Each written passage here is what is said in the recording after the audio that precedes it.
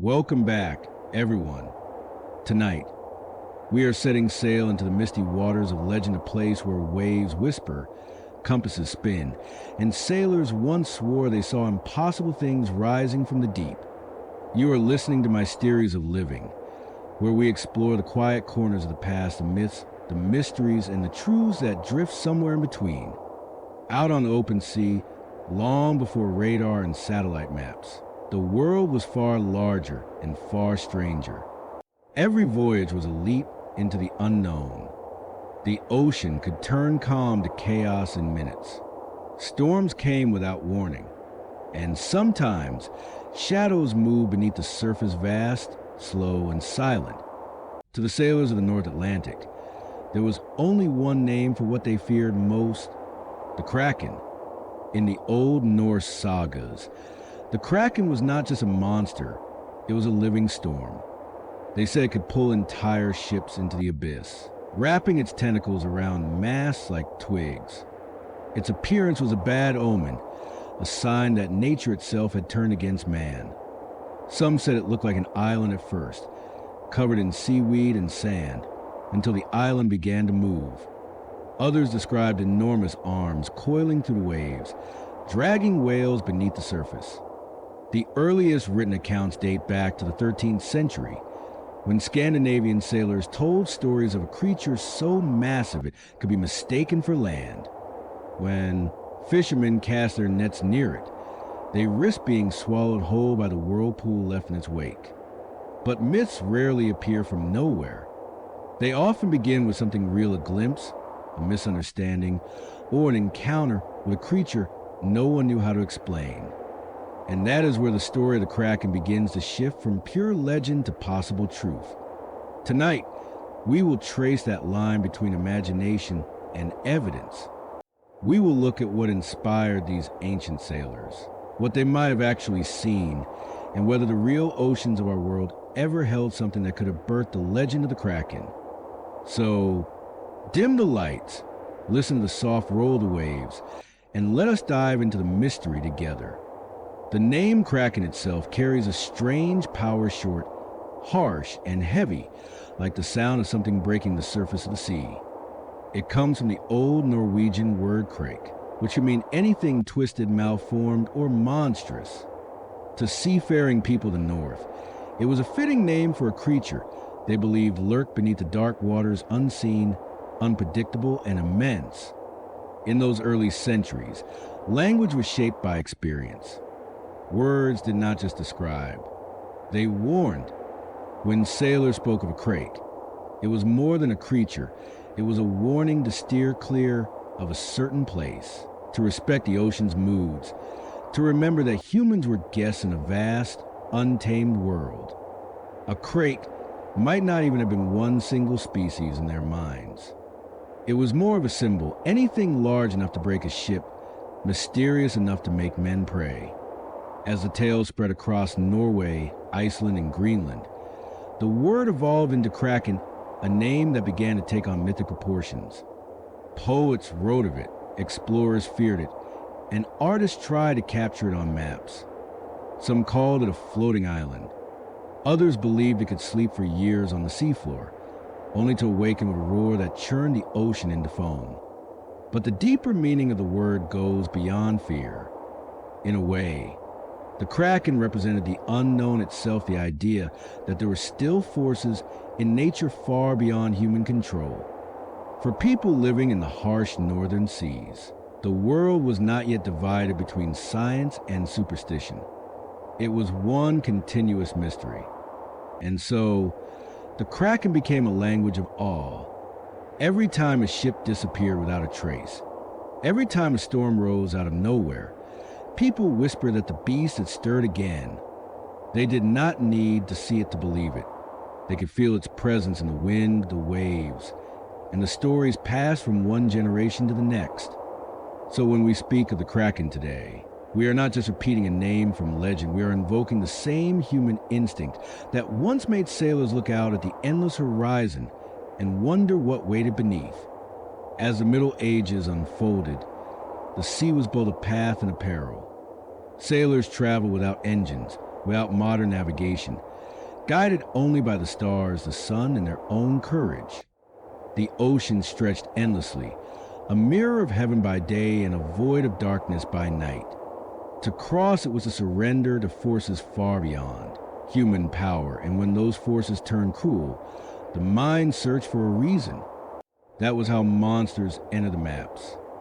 Medieval map makers, called cartographers, filled the blank edges of the known world with creatures of imagination, serpents, whales with teeth like gates, and vast tentacled beasts that waited to drag ships down. In the margins of these maps, a simple warning was sometimes written: Hic sunt drakens, here be dragons. It was not meant as decoration. It was a confession. They did not know what lay beyond, and so they gave it a face. For the people of that age, the sea was not just water, it was alive. Every storm, every whirlpool, every strange shape beneath the waves seemed to hint at something watching. Sailors told stories of giant shadows following their vessels, of suction marks found on wooden hulls, and of ink-dark clouds that spread across the water as if a creature below had exhaled. Those who survived such voyages returned home, changed their tales, grew in the retelling. A rough current became a moving shape. A cluster of whales became a single beast. And the Kraken, the largest, the most terrible of them all, became a name whispered in taverns and churches alike. To the medieval mind, maps were not scientific documents. They were part story, part prayer. Every coastline drawn was a small victory against chaos. Every monster painted on parchment was a way to make fear visible, to draw a boundary around the unknown. So, when sailors unfurled a new map and saw the curling tentacles of the Kraken etched near the Arctic edge, it was not just a warning. It was a reminder that even in an age of faith, the sea remained a realm of mystery, a place where belief and terror shared the same tide. For as long as people have looked out at the sea, they have felt something both beautiful and terrifying stirring beneath its surface. The ocean, vast and endless, has always reflected our imagination, our longing, our curiosity, and our deepest fears. In ancient times, before science could explain tides, storms, or the movement of the stars, the sea was a living presence, unpredictable, powerful, and sometimes merciless. To the sailors of the North, the Kraken was more than a monster. It was the face of the unknown. Every storm that rose without warning, every ship that vanished in calm waters, every deep groan from beneath the hull became a whisper of its name. The sea could lift a vessel to the sky one moment and crush it into silence the next. To explain such power, people turned to stories because stories gave shape to chaos. Fear of the ocean was not just fear of drowning. It was fear of losing oneself to something infinite. Out there, under the gray northern sky, men were small and the world was endless. No walls, no landmarks, no safety, only the sound of wind, water, and whatever waited below. And so, legends like the Kraken became a kind of language, a way to speak of danger, when no words could truly describe it. Even today, the ocean keeps its secrets well. More than 80% of it remains unexplored. Entire ecosystems exist in the dark, where light has never reached. Creatures move in silence, glowing faintly like stars beneath the waves. It is not hard to imagine how, centuries ago, one glimpse of something vast and shifting in the depths could give birth to a legend that would echo for generations. In that sense, the Kraken is not just a tale about a monster. It is a mirror held up to human fear and to wonder. It reminds us that even as we measure, map, and name every part of our world, there are still places where mystery reigns. The sea has always been one of them. Every legend begins somewhere. And the story of the Kraken, for all its terror and exaggeration, may have started with something real, a glimpse of a creature that science would only begin to understand centuries later. Imagine a sailor in the 1500s or 1600s, standing on the deck of a wooden ship as it drifts through fog. The sea is calm, but suddenly a massive, pale shape rises from the deep. Long, coiling arms reach toward the surface before vanishing again. A moment later, the water turns dark with ink. To a man who has never seen such a thing before, what could it be but a monster? These early sightings were rare, but they left a deep mark. Reports spread to the ports of Norway and Iceland tales of tentacle creatures large enough to wrap around a ship's hull. Fishermen swore they had seen suckers as wide as, shields, and strange scars left on whales that had escaped battles in the deep. The details changed with every telling, but the image stayed the same, something immense, intelligent, and unseen. It was not until much later that science caught up with myth. As explorers began to study marine life more closely, evidence of giant squid started to appear. Carcasses washed ashore. Whales were found with long, circular scars from battles with creatures armed with powerful suction cups. And deep-sea expeditions confirmed that these mysterious beings were not inventions of fantasy. They were real, living far below the light, in waters few humans would ever reach. For the first time, the idea of the Kraken did not seem entirely impossible. Of course, no squid could ever truly pull down a ship, but to sailors centuries ago, seeing just one of its enormous tentacles might have been enough to fuel generations of fear and fascination. In the end, the line between truth and myth blurred, as it often does. The Kraken became both part reality, part imagination. A reminder that sometimes legends are born not from lies, but from moments of wonder misunderstood. The real creature most often linked to the Kraken is the giant squid, known to science as Architeuthis ducks. For centuries, it existed only in whispers. No one had ever seen one alive. Only fragments that drifted ashore, long tentacles, strange beaks, and pieces of soft, pale flesh that seemed to belong to something almost otherworldly. To the sailors of earlier centuries, these remains were proof that monsters roamed the deep. Modern research has revealed just how extraordinary these creatures truly are. Giant squids can grow up to 13 meters long, roughly the length of a city bus, and their tentacles are lined with powerful suction cups, each armed with sharp edges. They live in darkness, thousands of meters below the surface, where the pressure is crushing and sunlight never reaches. Down there, eyes the size of dinner plates help them detect faint glimmers of movement in the black water. For a long time, no one could be sure they were real. Scientists had descriptions from washed-up remains and from the scars found on whales, enormous circular marks left by their struggle with the squid's arms. But it was not until the 21st century that the first living giant squid was filmed in its natural habitat, confirming that the mythic creature truly existed. Even more mysterious is its cousin, the colossal squid Mesonychoteuthis hamiltoni, found in the cold waters of Antarctica.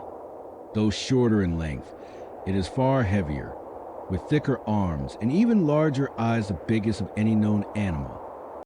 It is likely that ancient sailors never saw this species directly, but perhaps they encountered its remains or watched whales fighting something huge far below the surface, and filled in the rest with imagination. These discoveries show how myth and reality can intertwine. The Kraken may not have been a supernatural beast, but it could easily have been inspired by the fleeting, terrifying sight of a real giant squid. For sailors living in a world without cameras or science, that single encounter, a brief shadow, a movement in the depths would have been enough to create a legend that survived for centuries. Despite their terrifying image in old tales, real giant squids are not hunters of ships or destroyers of men. In truth, they are among the ocean's most elusive and reclusive creatures, shy giants that dwell in darkness, far from the reach of sunlight or human eyes. Deep beneath the waves, where pressure could crush a submarine and light cannot travel, these animals move like ghosts. Their long ribbon-like bodies glide silently through the water, powered by gentle pulses of their fins. Their tentacles stretch and curl, searching for passing prey, mostly deep-sea fish or smaller squids. When they hunt, It is not chaos and violence as in the legends. It is quick, precise, and quiet. They are solitary beings, not aggressors. Everything about their biology tells a story of adaptation to survival, not destruction. Their large eyes, the size of human heads, are designed to detect faint traces of light from distant creatures above them. Their arms, though powerful, are made for capturing food, not tearing ships apart. Even the ink they release, once believed to be a sign of fury, is a defensive smoke screen to escape, not attack. In reality, humans almost never encounter them. The few times we have are usually by accident, one tangled in a fishing net, another found floating lifeless after a storm. Even then, these discoveries feel almost sacred, like messages from another world. For centuries, people wonder if the ocean truly hid monsters. Now we know it hides something more complex. Quiet life in a realm still largely unexplored. It is a reminder that fear often grows where understanding is absent. To the sailors of the past, the sudden appearance of a massive tentacle or an inky cloud was a nightmare. To scientists today, it is a glimpse of one of nature's most mysterious survivors, a creature that has lived unchanged for millions of years, hidden in the blackness below. So, the Kraken of legend may have been born from truth, but twisted by the limits of human vision and imagination. What the sailors saw was not evil, it was simply life, vast and unknown, reminding us that mystery still thrives beneath the waves. Sometimes, the sea itself creates illusions so strange that even the most rational mind might doubt what it sees. Long before weather forecasts or sonar, sailors relied only on instinct and superstition, and when the ocean shifted without warning, they needed an explanation. From those moments of confusion and fear, the image of the Kraken grew stronger. A sudden whirlpool could appear in calm waters, caused by colliding currents or hidden reefs. To a frightened crew, it might look like a vast creature stirring beneath them, drawing their ship toward an unseen mouth. Powerful waves could crash against each other and form circular patterns that seemed alive. The sound of groaning timbers, the hiss of wind through the rigging, and the deep rumble of the sea floor could all merge into something that felt alive, something conscious. Then came the storms. Out on the open sea, a sudden wall of clouds could rise like a living wall. Lightning flashed across the waves, wind howled through the sails, and rain fell so hard it seemed to erase the world. In the chaos of thunder and roaring water, it was not hard to believe that something enormous was rising from below, commanding the sea itself. Even natural phenomena like schools of whales, masses of jellyfish, or drifting seaweed could be mistaken for something monstrous. At night, bioluminescent plankton lit up the waves in eerie blue and green light. To sailors in the dark, this glowing water might look like eyes or the shimmer of tentacles gliding just beneath the surface. In truth, the ocean has always been a master of deception. It bends light, hides sound, and moves in ways that defy easy understanding. For people of earlier centuries, these illusions were not just strange, they were terrifying. And so, nature's mysteries were transformed into stories that gave the sea a personality, a will, and sometimes a monstrous face. When the wind calmed and the waves grew still again, the survivors would look back and tell the tale of what they would seen, and each retelling made the Kraken more real, more vivid, more unforgettable. Before the Kraken took hold of the world's imagination, sailors in the north already feared another creature, one they called the Halfguffa. In the sagas of medieval Iceland, the Halfguffa was said to be the largest animal in the ocean, so massive that it could be mistaken for an island. Sailors would anchor near it, light fires, and rest, only to watch in horror as the island began to move, dragging them into the deep. The Halfguffa was described as patient and cunning. It did not chase prey, it lured it. According to legend, it would open its enormous mouth, releasing a strange scent or cloud that attracted fish. The smaller creatures would swim closer and closer until thousands filled its gaping jaws. Then, with one motion, the half-Guffa would close its mouth and swallow them all. For centuries, this story was seen as pure fantasy, a fable to scare fishermen. But modern science has uncovered something remarkable. Certain species of whales, such as humpbacks and bridge whales, have been observed performing a feeding behavior almost identical to the legend.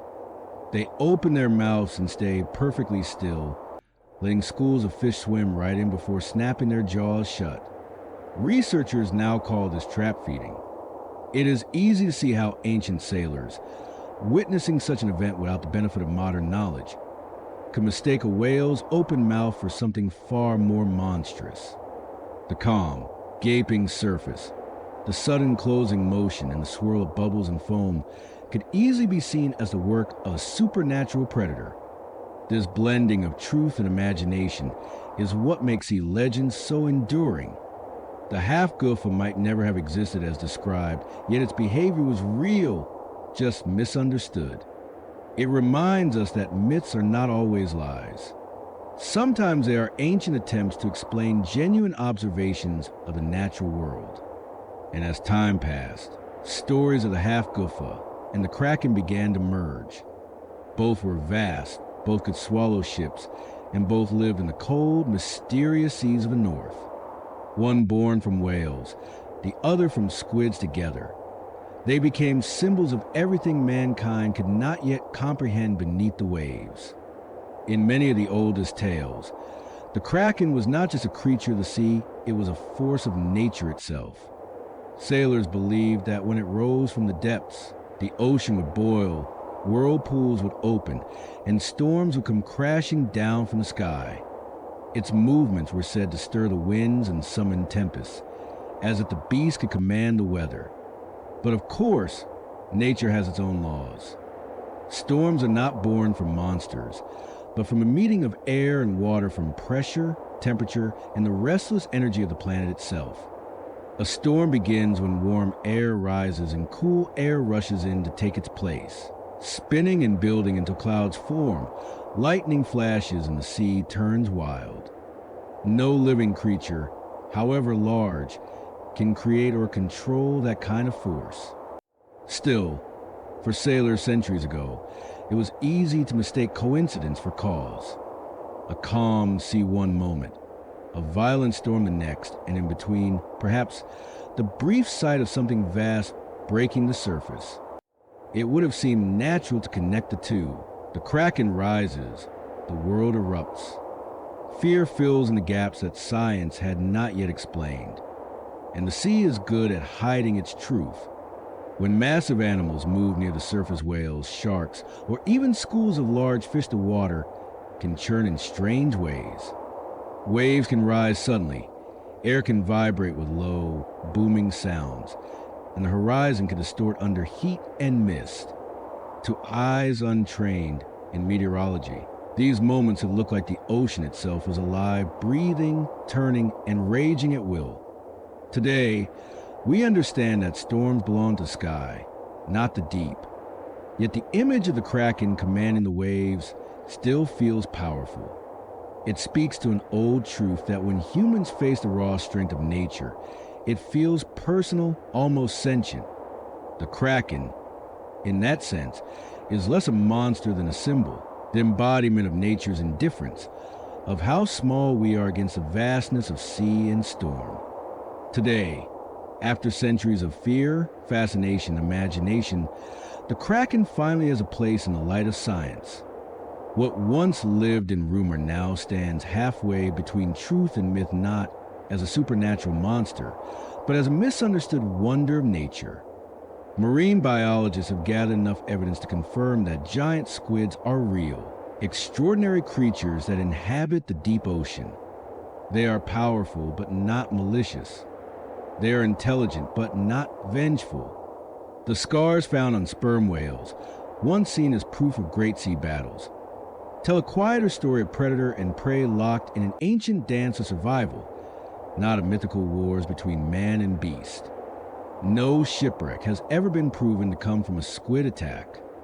No credible witness has seen one drag a vessel under the waves. Instead, the remains discovered on beaches of tentacles, beaks, and enormous eyes show us something even more haunting, that the real world could be just as strange, just as mysterious as the stories we tell.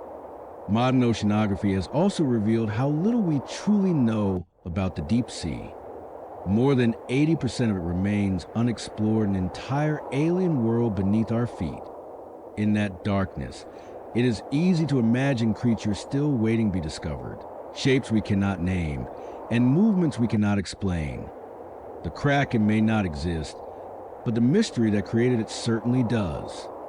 Scientists now see the Kraken legend as a product of human observation and human limitation. People of the past witnessed something enormous, alive, and beyond comprehension, without tools or knowledge to explain it. They did what all humans do. They told stories. Those stories gave fear form, and that form became legend. And yet, there is beauty in that misunderstanding. The Kraken reminds us that wonder and terror are often the same emotion born from the moment we stand before something larger than ourselves. The myth may be ancient, but its message is timeless. The unknown still waits, and it still calls to us from beneath the waves. And so, as we reach the calm waters at the end of tonight's voyage, the legend of the Kraken settles into perspective, part myth, part memory, part mystery. It is neither entirely real nor entirely false. It lives in that in-between space where imagination meets evidence, and where humanity's oldest fears merge with its deepest curiosity. The truth is that the Kraken was never just about a monster. It was about everything the ocean represented to those who first sailed across it: power, beauty, danger, and the unknown. The sea has always mirrored the human soul, calm on the surface, but full of hidden depths. The people who told these stories were not naive. They were doing what every generation does when it faces something vast and unknowable. They shaped it into a tale they could hold, a story that gave meaning to what frightened them. Centuries later, science would prove that some pieces of those tales were real. Enormous squids, colossal whales, strange bioluminescent lights flickering beneath the waves. The monsters existed, just not in the way the legends described. What we once called terror, we now call discovery. What we once feared, we now study with wonder. But even now, with satellites mapping the ocean floor and cameras descending to crushing depths, mystery remains. There are still places our light has never touched, still sounds the sea makes that we cannot explain. Perhaps that is why the Kraken endures, not because we still believe it is out there, but because part of us hopes that it might be. So, the next time you look out the horizon at the gray edge where the sea meets the sky, imagine what those early sailors felt. The wind on their faces, the endless water, the thought that something immense and ancient might be watching from below. That feeling, more than anything, is what keeps legends alive. Thank you for sailing with me tonight on my Mysteries of Living. May your thoughts drift softly, like waves under moonlight, and may the mysteries of the deep remind you that wonder is never far away, it is simply waiting beneath the surface. If you enjoyed drifting through history tonight, leave a like, subscribe, and tell me where in the world are you listening from. Until next time, may your thoughts sail gently, and may your dreams be as deep and peaceful as the sea itself. Waterwave.